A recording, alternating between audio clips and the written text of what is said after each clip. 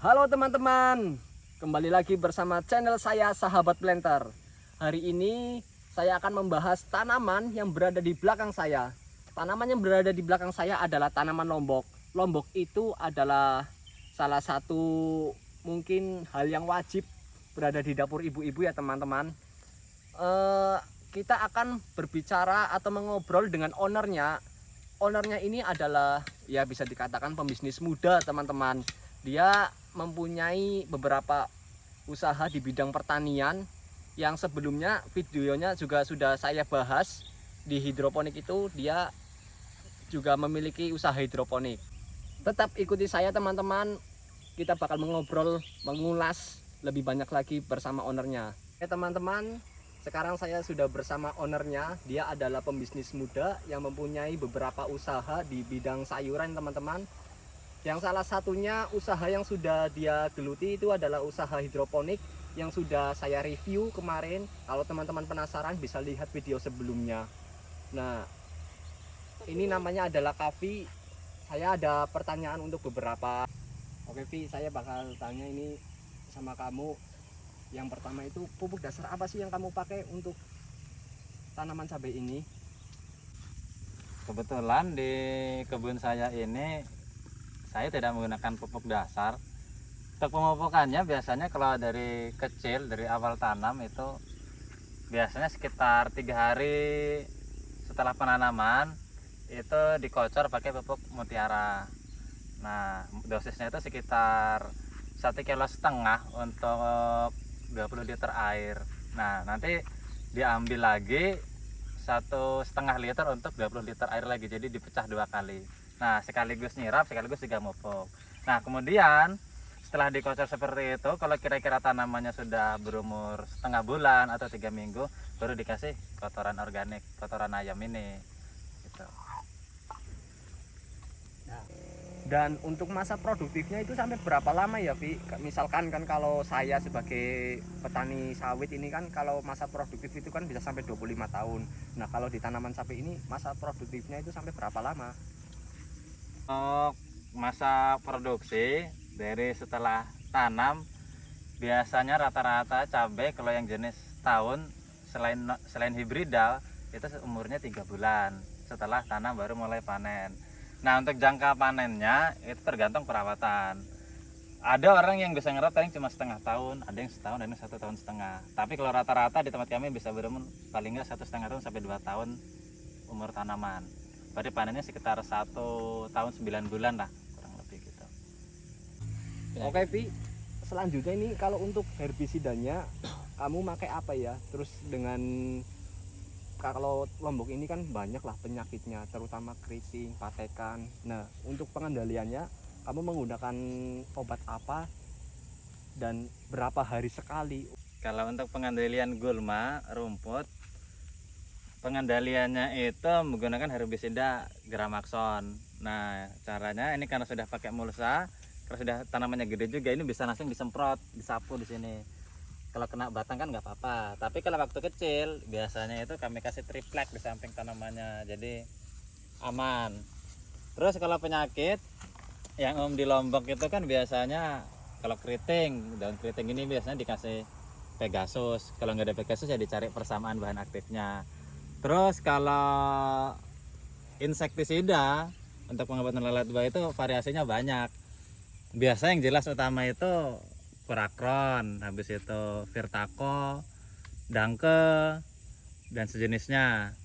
Kalau untuk fungisida yang untuk lombok-lombok kena patek, biasanya yang paten tetap pakai Amis Startup sama Dakonil biasanya. Untuk rotasinya, kalau untuk insektisida dia lebih rapat, itu bisa 2 hari sekali. Kalau fungisidanya ya 3-4 hari sekali. Kalau herbisida ini jarang-jarang, paling setengah bulan sekali, sebulan sekali aja cukup. Lagi Pi, ini untuk varietes Lombok itu kan banyak kan, bermacam-macam. Nah, kenapa sih kamu memilih varietes ini? Apa keunggulan dan kelemahannya dibandingkan varietas yang lain? Kalau varietas yang saya tanam di sini itu jenisnya Ori 212. Kenapa saya milih varietas ini? Yang pertama, umumnya Lombok, tanaman Lombok itu punya fase jeda biasanya. Misal produksi 2 bulan, nanti dia jeda sebulan. Itu biasanya ditemui kayak varietas Madun. Nah, kalau Ori itu dia panen terus menerus, 3 hari 4 hari sekali tetap panen. Cuma dia ada fase naik turunnya. Menangnya dia ini, dia akan panen terus menerus, nggak ada putusnya, nggak ada jedanya. Tapi kelemahannya, bisa dilihat yang di bawah, varietas Ori itu cabainya itu gampang jatuh. Soalnya seperti ini berhamburan di tanah, dia kadang tanpa dipetik pun dia bakalan jatuh sendiri.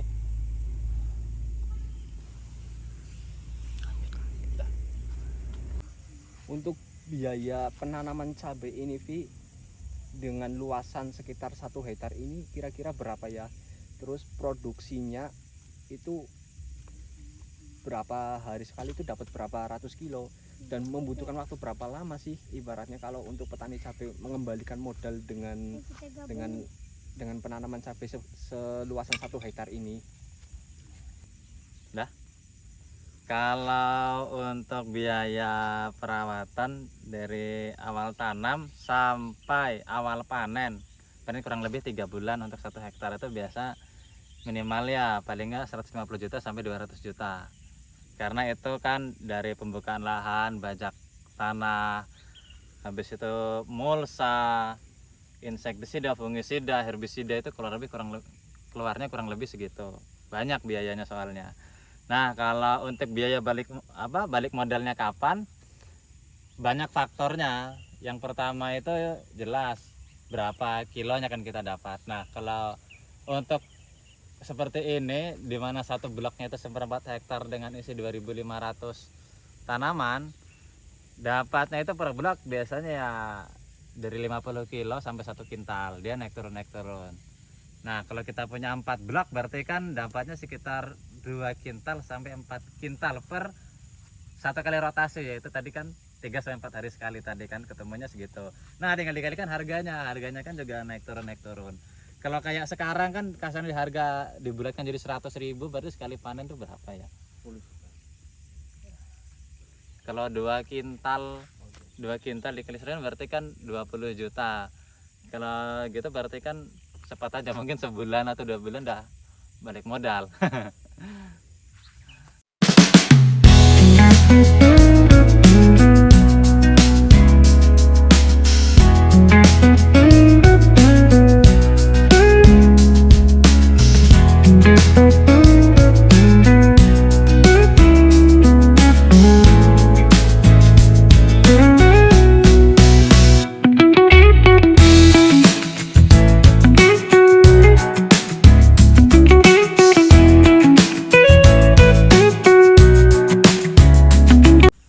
Untuk pertanyaan selanjutnya nih Pi, ini kan saya melihat tanaman beneficial plant itu kan.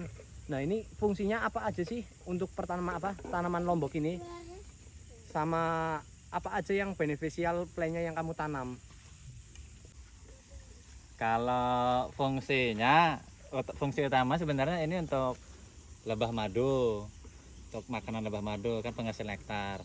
Terus fungsi keduanya juga karena dia ini banyak serangga yang hinggap di sini, dia ini juga sebagai bantuan untuk penyerbukan untuk lombok dan durian. fungsinya pencerbungan tadi kan supaya hasil lomboknya itu yang jadi semakin banyak. Terus kalau apa aja yang ada di sini ada beberapa. Kalau yang di pojok situ itu Kaliandra. Kalau yang ini namanya ini Batavia Jatropha. Kalau ini Santos sama ini Santos merah. Kalau ini Santos kuning. Kalau yang di situ yang bunganya lebat kayak anggur itu namanya Dombia seminole.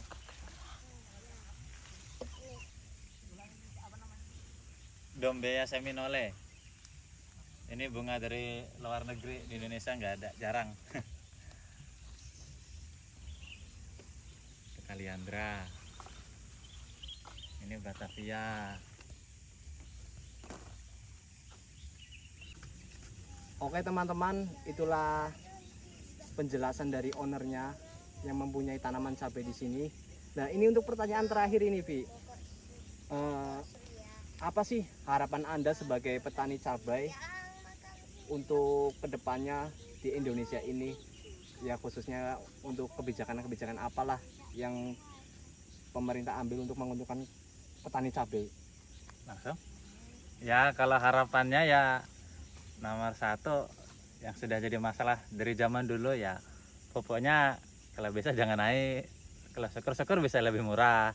Terus kedua ya kalau bisa kalau buat petani pengennya harga cabai mahal terus, tapi kan beda sama ibu-ibu rumah tangga. Kalau ibu-ibu rumah tangga kan pengennya harga cabai murah terus, kadang-kadang kita saling nggak cocok. Pengennya sih dua itu aja. Oke, itu ya teman-teman, tetap ikuti channel saya untuk melihat video-video selanjutnya dari saya. Terima kasih, saya undur diri. Assalamualaikum warahmatullahi wabarakatuh.